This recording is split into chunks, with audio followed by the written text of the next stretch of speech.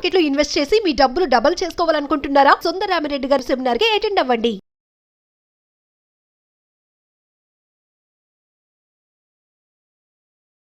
నమస్కారం సుందరరామిరెడ్డి గారు. నమస్తే సార్. ఒక సీనియర్ సిటిజన్ దగ్గర 5 lakhs ఉన్నాయండి. ఎక్కడ ఇన్వెస్ట్ చేస్తే బాగుంటుంది? సో మీరు సీనియర్ సిటిజన్ అంటున్నారు కాబట్టి డెఫినెట్గా వాళ్ళకి ఇదే మనీ మీద వాళ్ళు సర్వే అవ్వాలి అనుకుంటే అంటే ఖచ్చితంగా సేఫ్టీ ఉన్న చోట మనం పెట్టాలి. అంటే ఎందులో ఇన్వెస్ట్ చేస్తే బెటర్గా ఉంటుంది? సో క్యాపిటల్ గ్యారంటీ ఉన్న స్కీమ్స్ అయితేనే వాళ్ళు బెటర్ అనమాట. ఈక్విటీ మార్కెట్ కొంచెం కూడా రికమెండ్ చేయకూడదు ఆ టైంకి, ఎందుకంటే ఈ 5 lakh వాళ్ళకి ఇంపార్టెంట్ కాబట్టి.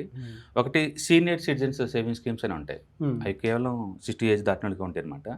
ఆ స్కీమ్లో పెడుతుందంటే వడ్డీ బాగా వస్తుంది, ఆల్మోస్ట్ 8.2% వడ్డీ వస్తుంది. 8.2 వస్తుందా సార్? 8.2. అయితే దీంట్లో 30 లక్షల వరకు అలో చేస్తారు. అండ్ ఈ స్కీమ్ 5 years ఉంటుంది, కావాలంటే తర్వాత ఒక 3 సంవత్సరాలు పొడించుకోవచ్చు. ఓకే. కాబట్టి ఎవ్రీ మంత్ లాగా నీకు రాదు, 3 monthsకి ఒకసారి వడ్డీ ఇస్తారు. 3 monthsకి ఒకసారి వడ్డీ ఇస్తారు. మనం 5 lakhలో 2-3 లక్షలు దీంట్లో పెట్టుకోవచ్చు, ఎందుకంటే మళ్ళీ మొత్తం పెట్టేది ఎమర్జెన్సీ నీడ్స్ ఉంటే డబ్బు కావాలి కదా. అవునవును. అందుకని కొంత దీంట్లో పెట్టుకోవచ్చు.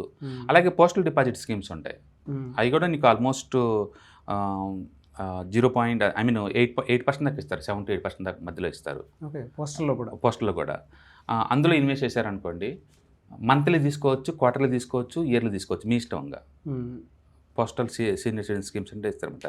అలాగే ఫిక్స్డ్ డిపాజిట్ కూడా సీనియర్ సిటిజన్ సపరేట్గా ఇస్తారు, వాళ్ళకి 0.5% ఎక్స్ట్రా ఇస్తారు. Any bank. అయితే పబ్లిక్ సెక్టర్ బ్యాంక్స్ కన్నా, ప్రైవేట్ సెక్టర్ బ్యాంక్స్ కన్నా, అంటే స్మాల్ బ్యాంకింగ్ కంపెనీస్ ఉంటాయి కొన్ని, స్మాల్ బ్యాంక్స్ అనమాట అవి. అంటే ఆర్బీఐ రిజిస్టరే, బట్ బ్యాంక్ ఇచ్చింది జన ఫైనాన్స్ స్మాల్ బ్యాంకింగ్ అంటారు. అవునవునవును. అలాంటి చాలా ఉంటాయి, వాళ్ళైతే 8.5 దాకా ఇస్తారు. 8.5 పైగా backed by the reserve bank of India. అలాంటి వాటిలో ఉత్కర్ష స్మాల్ ఫైనాన్స్ బ్యాంక్ మీరు గూగుల్లో టైప్ చేయండి, వస్తే బోర్డు అన్ని మీకు నియరెస్ట్గా ఏదైనా బ్రాంచ్ ఉంటే ఆ బ్రాంచ్కి వెళ్ళండి. కాకపోతే ఆర్బీఐ 5 లక్షల వరకు గ్యారెంటీ ఇస్తుంది. అంటే ఏదైనా మన బ్యాంక్లో డిపాజిట్ చేస్తే ఆ బ్యాంకు గల్లంత అయితే 5 లక్షల వరకు వాళ్ళు ఇన్సూరెన్స్ చేస్తారు, కాబట్టి వాళ్ళందరికీ బ్యాక్ వచ్చేస్తాయి. కాబట్టి మోర్ దెన్ 5 lakh పెట్టుకుని ఉండటం బెటర్. అందుకని ఇంట్లో ఫ్యామిలీ మెంబర్స్ ఎంతమంది ఉంటే అంతమంది పేరు మీద తలా 5 లక్షల వరకు అయితే మ్యాక్సిమం ఎలో చేస్తారు. కాబట్టి ఇండియాలో ఎక్కువ వడ్డీ వచ్చే అంటే ఫిక్స్డ్ డిపాజిట్స్ ఎవరికి అంటే సీనియర్ సిటిజన్స్కి, అది కూడా స్మాల్ ఫైనాన్స్ బ్యాంక్స్లో ఎక్కువ వడ్డీ వస్తుంది. అందుకని ఈ large banks like SBI, HDFC, ICI bank వీటిలో వద్దు, వాటిల్లో మీకు 6 to 7 దాకా వస్తుంది. బట్ స్మాల్ ఫైనాన్స్ బ్యాంక్లో మాత్రం backed by the RBI up to 5 lakh వరకు, కాబట్టి అందులో పెట్టుకోవచ్చు. ఏదైనా కానీ మీ రిక్వైర్మెంట్ మంత్లీ ఇన్కమ్లా కావాలి అలా అనుకుంటే మాత్రం సీనియర్ సిటిజన్ స్కీమ్స్లో కూడా రాదు, క్వార్టర్లీ ఒకసారి వస్తుంది. కాబట్టి మనం మీరు పెట్టుకునే ఆప్షన్ పెట్టే బ్యాంక్ డిపాజిట్స్లో మంత్లీ క్వార్టర్లీ ఇలా ఉంటే చాయిస్ ఉంటుంది, అంటే పోస్టల్ కూడా చాయిస్ ఉంటుంది మీకు. ఈ 5 lakh రూపీస్లో అందులో ఒక 1 lakh అట్లా వరకు ఎమర్జెన్సీ ఫండ్స్ లాగా ఉంచుకొని, ఎందుకంటే ఓల్డ్ ఏజ్లో ఎమర్జెన్సీ నీడ్స్ ఎక్కువ ఉంటుంది, ఉంచి మిగతా ఇందులో పెట్టేసుకొని తీసుకోవచ్చు, అమౌంట్ని తీసుకోవచ్చు. నీకు అదే ఈ 5 lakh రూపీస్ అర్జెంట్ కాదు, నీకు వేరే ఇన్కమ్ ఉంది, రెగ్యులర్ ఇన్కమ్ అలా అనుకున్నారనుకోండి, అప్పుడు కాకపోతే ఈక్విటీని కలపచ్చు, కొంచెం వడ్డీ ఎక్కువ రావాలి అనుకుంటే. అప్పుడు ఏంటంటే నువ్వు అగ్రెసివ్ లేదా కన్జర్వేటివ్ హైబ్రిడ్ ఫండ్ ఉంటాయి. కన్జర్వేటివ్ హైబ్రిడ్ ఫండ్ అంటే ఎట్లా? అంటే వాళ్ళు ఏంటంటే 75% ఈ క్యాపిటల్ గ్యారంటీ ఉన్న స్కీమ్స్లో పెడతారు, అంటే డెట్ ఫండ్స్లో పెడతారు. 25% మాత్రమే ఈక్విటీలో పెడతారు. ఈక్విటీలో పెట్టినప్పుడు ఏంటంటే కొంచెం ఎక్కువ రిటర్న్స్ వస్తుంది, బట్ షార్ట్ టర్మ్కి అది సూట్ అవ్వదు, కొంచెం లాంగ్ టర్మ్ ఉండే వాళ్ళకి అనమాట అది. అప్పుడు ఏంటంటే మనకి బ్యాంకులు ఇచ్చే 8%తో పోల్చుకుంటే అందులో ఏంటంటే 10 to 12 దాకా రావచ్చు. 10 to 12 దాకా రావచ్చు అందులో. అందుకని మీ రిక్వైర్మెంట్ ఈ డబ్బే మెయిన్ ఇంపార్టెంటా, లేకపోతే వేరే ఏదైనా మీ క్యాష్ ఫ్లో ఏదైనా ఉందా అన్నదాన్ని బట్టేసి మనం రికమెండ్ చేయాల్సి ఉంటుంది. అందుకని ఫినాన్స్ ఎప్పుడు పర్సనల్, అది 1 to 1 అనమాట. వాళ్ళ రిక్వైర్మెంట్స్ ఏంటో మనకు తెలిస్తే, వాళ్ళ రిస్క్ ప్రొఫైల్ మనకు తెలిస్తే దాన్ని బట్టేసి మనం కస్టమైజ్ చేయొచ్చు అనమాట. అదర్వైజ్ లూజ్గా అందరికీ ఇది తీసుకొని ఇంత వచ్చిందని చెప్పకూడదు.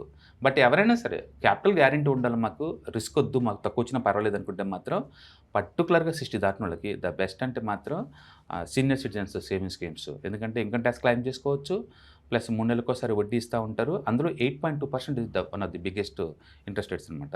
రెండోది మీకు దగ్గరలో ఉన్న ఆ స్మాల్ ఫైనాన్స్ బ్యాంక్స్కి వెళ్ళండి, ఎంక్వైరీ చేయండి, 8.5 దాకా ఇచ్చే ఛాన్స్ ఎక్కువ ఉంది. రెగ్యులర్ బ్యాంక్తో పోల్చుకుంటే అందులో డెఫినెట్గా ఎక్కువ ఇస్తారు. ఇది ఎంత వద్దు అంటే రూరల్ ఇండియాలో ఉన్నారనుకోండి, ఈ బ్యాంక్స్ ఉండవు, ఈ సేవింగ్స్ ఉండవు కదా, పోస్టల్ డిపార్ట్మెంట్కి వెళ్ళండి. ఈ సీనియర్ సిటిజన్ స్కీమ్ కావాలంటే పోస్టల్ డిపార్ట్మెంట్లో కూడా దొరుకుతాయి మీకు, అదే అక్కడ మీద దొరుకుతాయి, లేదా పోస్టల్లో కూడా దొరుకుతాయి. ఓకే. ఏదేమైనా సరే మీకు ఎనీవేర్ బిట్వీన్ 7 to 8% వచ్చే ఛాన్స్ ఉంది. ఇండియాలో సీనియర్ సిటిజన్స్ ఎక్కడ పోయినా సరే మీకు ఎక్స్ట్రా 0.5% వరకు వడ్డీ ఎక్కువ ఇచ్చే ఛాన్స్ ఎక్కువ ఉందన్నమాట.